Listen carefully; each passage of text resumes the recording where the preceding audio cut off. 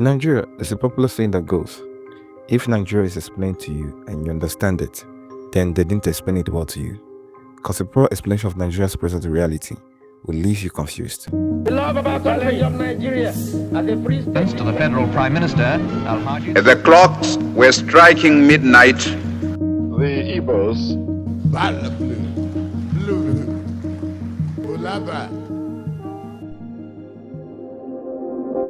Such words aren't just shoddy criticism, but a revelation exposing the paradoxy of the nation's divide, culture, history, and politics.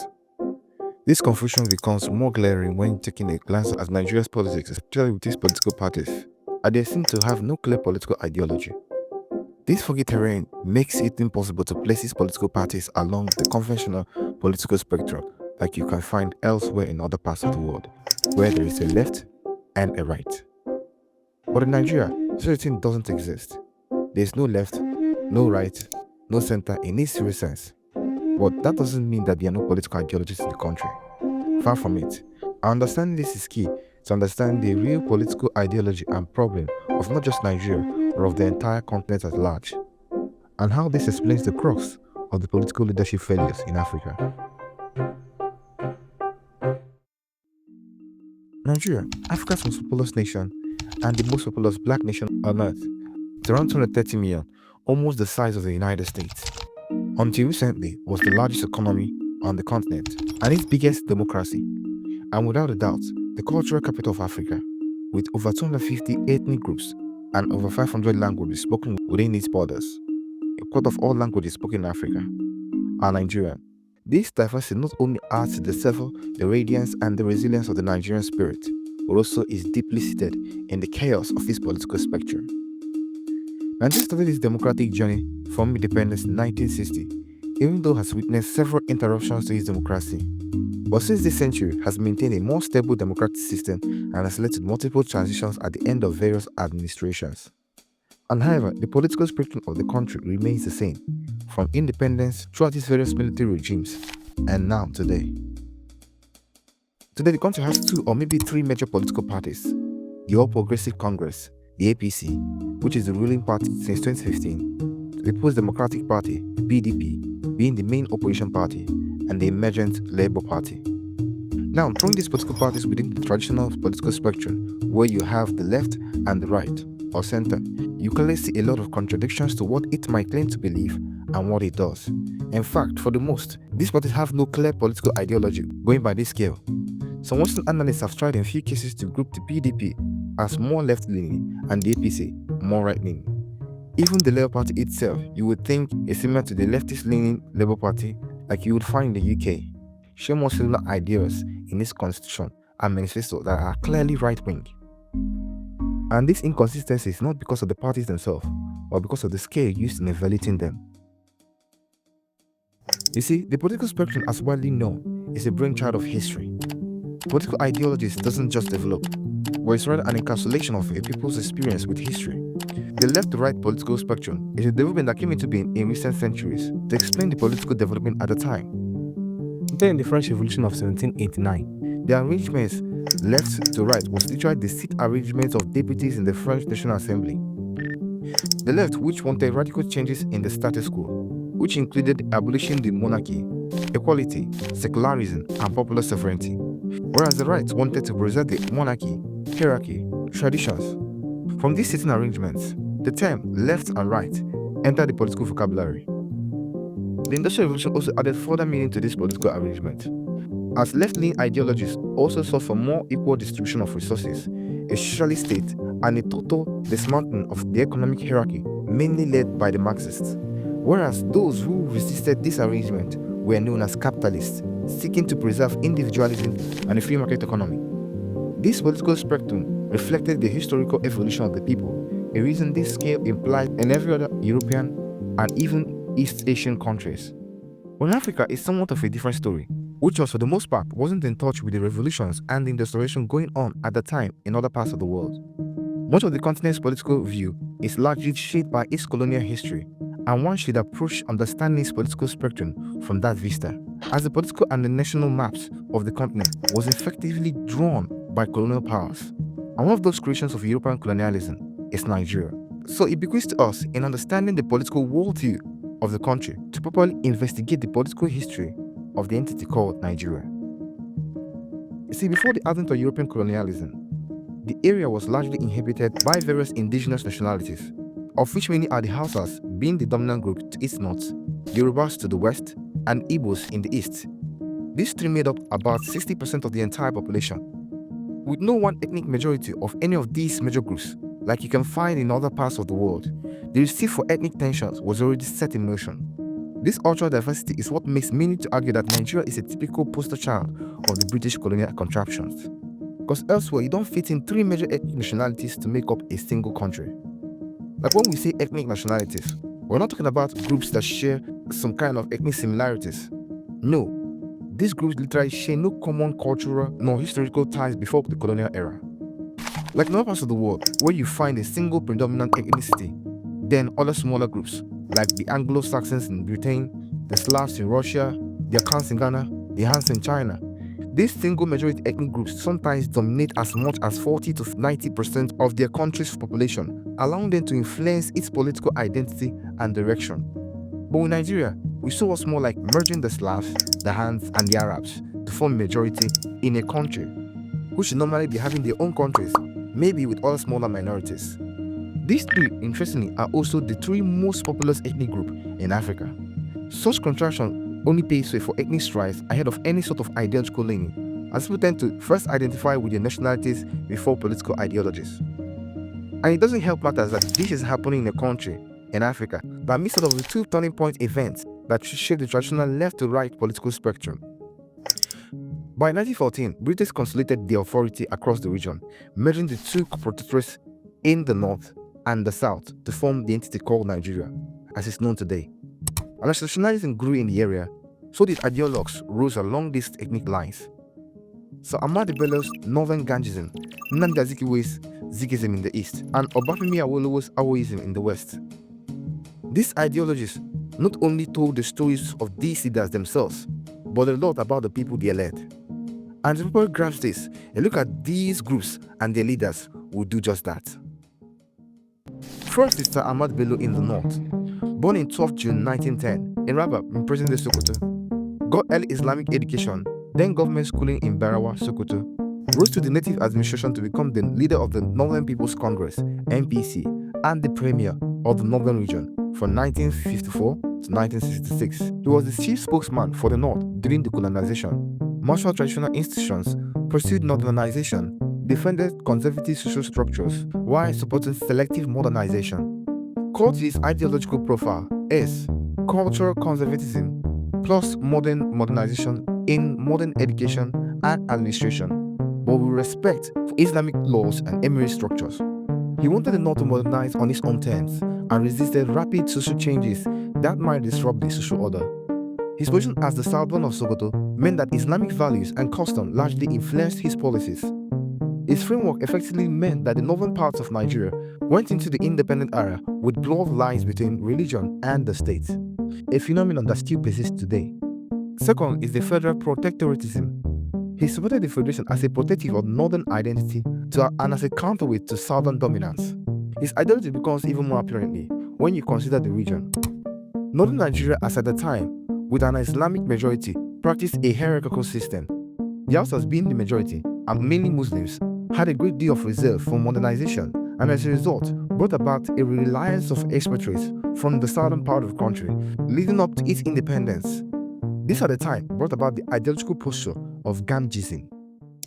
Then there's Nnamdi Azikiwe of Eastern Nigeria, or like he was popularly called, the Zik of Africa. Born in 16 November 1904 in Zingero, with Igbo family roots in Onitsha, had his early schooling in Onitsha, Lagos, and Calabar, and then traveled to the United States from 1920s to 1930s, where he attended several institutions like the Storer College, Lincoln University, University of Pennsylvania, among others, before returning to West Africa and later Nigeria. He founded newspapers like the West African Pilot and became a leading nationalist voice, later the Governor General and the first president from 1963 to 1966. He was the founder of the NCNC, National Council of Nigeria and Cameroon, and Eastern Region's Politics and National Office. Zik was often the bridge to Pan-African circles, mentored and associated with figures like Kwame Nkrumah. He strongly backed Pan-Africanism, anti-colonial liberation nationalism, Christian missionary education, Atlantic black intellectual networks between the US and West Africa. His time in the US exposed him to black internationalists like Marcus Garvey, Webb Du Bois, and also liberal constitutionalism and press-based activism. He prioritized building a pan-Nigerian identity to reunite regionally divided politics, the reason he is regarded as the father of modern Nigeria. He favored constitutional process, parliamentary institutions, and modernization via centralized national institutions. He believed Nigeria's destiny was tied to African emancipation and solidarity. In his 1959 speech on Nigeria's role in world politics, Zik declared, "Slavery played its shameful role in depopulating Africa. Capitalism denuded it of its wealth. Colonialism deprived it of its birthright. We can revive the stature of man in Africa. Nigeria should be the vanguard of the struggle to liberate not only the people of Africa, but also other peoples of African descent from the scourge of colonialism." Even before independence, Nigeria was recognized as the most populous black nation in the world. Zik saw Nigeria's survival as a united entity would prove that the black race was capable of self-rule and modern state building. For him, Nigeria wasn't just another colonial creation. He believed that if Nigeria could overcome its ethnic and cultural and regional divisions, it could serve as a miniature model for the whole of Africa. He believed Nigeria's independence wasn't just for Nigerians, but for the entire black world, including the diaspora. This was why he threw his weight behind one Nigeria, even when it seemed unrealistic to others like Awu or Bello. For Zik, Nigeria was never just Nigeria. It was a symbol, a mission, a destiny for the global African struggle. However, his pan-Nigerian ideals wasn't totally separated from his Igbo roots. You see, the Igbo culture highly emphasized on individualism and cultural pluralism, unlike any other African group. This worldview goes down even into its mythology and spirituality. This meant that more than any other group in Nigeria, the Igbos were ready to embrace a united Nigerian identity that threw the entire nation open for everyone to explore and fulfill his destiny, no matter the part of the country the case might be, thus blurring the ethnic lines for something hybrid, that is a Nigerian identity. And the internet adventure that came with the colonial era by the Igbo across every part of the country best demonstrates this. For Chief Obafemi Awolowo, who had a different pathway and understanding of Nigerian identity, born in 6th March 1909 in Ikenne, had an early career as a teacher, clerk, and journalist, studied law in London in the 1940s, and founded Yoruba cultural or political groups like Egbe Omo Oduduwa, also the founder of the Action Group, the Premier of the Western Region, and later the National Opposition Leader. He organized mass politics in the West, pioneered progressive social policies at regional level, of which notably was the free primary education, social programs, and infrastructural development, advocated federalism that protected regional capability and identity, championed Yoruba communal values, Christian missionary schooling, British legal training, exposure to social democratic ideals. He blended African communitarian ethics with a modern welfare agenda drawn from international welfare debates. Core to his ideological profile was his state-led social programs, especially in education, health, as pillars of modernity. He strongly believed that empowered regions, especially the West, could pilot modernization and was suspicious of over-centralization. Our belief strongly that Nigeria's ethno-regional differences were too deep for a centralized state to work smoothly. He believed Nigeria could only survive as a federation where each region controlled its own resources, education, and development. He captured this in his book, Path to Nigerian Freedom, published in 1947. And I quote, "Nigeria is the nation. It's a mere geographical expression.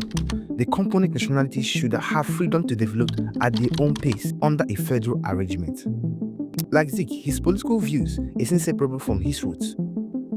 You see, the Yoruba identity, although quite liberal, unlike those in the north, still had a protectionist and realist approach to national politics. Unlike the Sokoto Caliphate, centralized under the Sultan, or the Igbo acephalous societies, highly fragmented, the Yoruba political system before colonialism was a confederation of city-states like Ife, Oyo, Ijebu, Eba, etc. Each town had its own Oba and council. This tradition bred an instinct for federalism, unity in culture, but autonomy in governance. Yoruba political thought emphasizes Ewa, meaning character, and checks against Ijoba Aleseju, that is excessive rule. The Yoruba were numerous and educated, but not as territorially dominant as the House of Fulani in the north. For them, federalism offered security. It guaranteed their control of the region while preventing domination by another group through a central power. In the 1940s to the 50s, the Igbo migrations into the western region became very pronounced. Because of the entrepreneurial and itinerant culture, Igbos quickly rose into commerce, professions, and public service in Lagos, Ibadan, and other Yoruba cities. In fact, Nnamdi Azikiwe was himself previously in the Western region's House of Assembly and almost became its premier, who was maneuvered out. Awolowo's distrust of over-centralization can be seen as an extension of his cultural value of balanced governance. Now, having taken a view of these three major political ideologues and the people that make up Nigeria's political foundations, two trends become apparent. One, the pan-Nigerian nationalists, and the nepotistic or conservative realist. So switching this into a scale, get the two major extremes of Nigerian political spectrum. On the right this time, you have the Gamjism and Awoism perspectives to nation's politics. Then on the left, you find the Zikist philosophy. This spectrum becomes apparent when evaluating all the past leaders of the country through this lens. Although for the most part, political parties has always been a vehicle to drive political ambitions instead of ideology, and party candidates often depict the political ideological posture of these parties at any given time. Certain trends in recent times seem to suggest the PDP as more left nationalist leaning and the APC more far-right leaning. This isn't just an observation. These two parties' origins borrow from this ideological profile. In 1998, when the PDP was formed, most of its pioneers were more pan-Nigerian in their ideology, many of whom were involved in the previous military regimes. In fact, its candidate Olusegun Obasanjo fought in the Civil War to keep Nigeria one and was previously a head of state. And its administration, because it was cohesive, performed relatively better than the most. This is also the case with these parties' successors, Yaradua and Jonathan. They all borrowed a page from the Zikist philosophy. But with the APC, its roots goes back to the Alliance for Democracy, a typical Yoruba conservative party. Many of whom were known Awoists, strong allies of Abiola. These groups will later evolve to become the Action Congress of Nigeria, reminiscent of Awolowo's old Action Group. These Awoists then aligned with Gamjism in the north, created the APC, which when you look at the scorecards in regards to nation building, has been nothing short of pathetic. This isn't limited to the APC. Even ABGA, although in the opposition, represents the pan-Igbo conservative ideology.